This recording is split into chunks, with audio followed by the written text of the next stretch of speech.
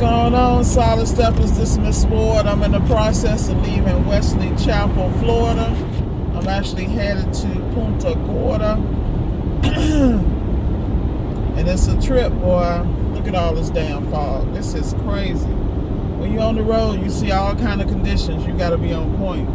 Like, share, and subscribe. If you get anything from my videos, help out the algorithm. Give me a thumbs up. Make a comment. With that said, I'm hoping everybody's ready to get out here and get it in. I'm headed to an early morning appointment. Knock out some jobs over in Punta Gorda. Then I'm debating whether I'm going to do Naples or Panama City. It just depends on which I want to do. I got to be in Panama City tomorrow, so I'm feeling like I need to go ahead and just head that way.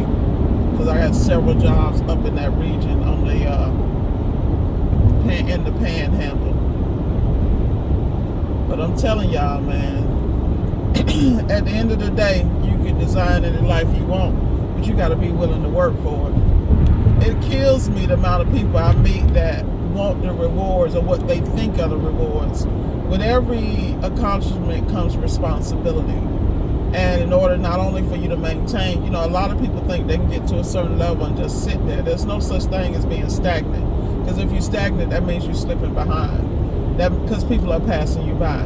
You have to remember that in every area of your life. You got to level up. I was talking to my girlfriend, and she was just talking about how she wants to start an event planning business because everybody comes to her to put parties together, to connect people. She's a great networker because she's just got that personality where people cling to her. She deals a lot in the celebrity realm. I always tell her, more power to you, because I'm glad somebody famous in the family. I'm not interested. But the reality is that, she holds a lot of confidential information. People trust her. And she's just got that kind of spirit. But she put together an event, like connections, people to set up things, and all that type of stuff in a very short period of time. And so we were talking about how she should go ahead and create a company and scale it and do what she needs to do, because it's not only a gift, but it's a gift she can monetize, and people come to her all the time.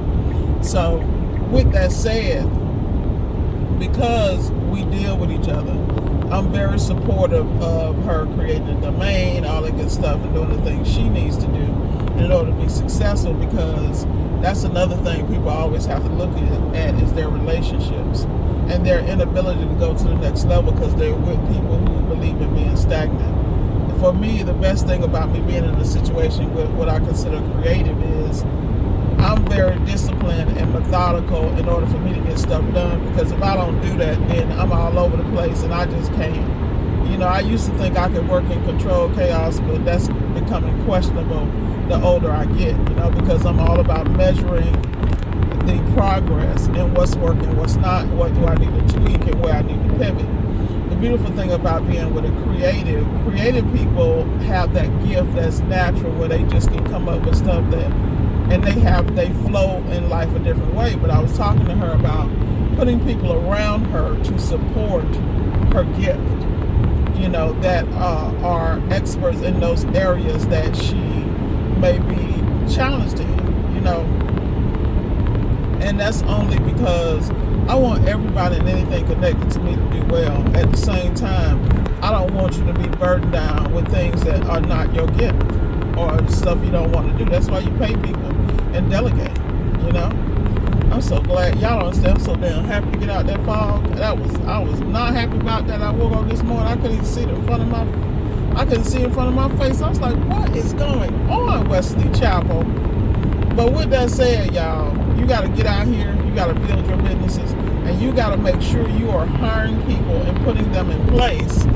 And it's not like it's got to be $1 million, but you got to know what you're good at and what you're not. And then you got to hire people and then allow them to flourish in their gifts and their abilities and support them and move the hell out of the way. Now, I'm not saying you just let them do what they want to do, but what I am saying is that you have touch points in those relationships where you go and check the places that could be questionable and the places that leave you exposed. That's just real business. But you know, most business people who are successful, they hire the best in these areas. They take very good care of them because they understand if these people get uncomfortable and leave, their business just became a headache.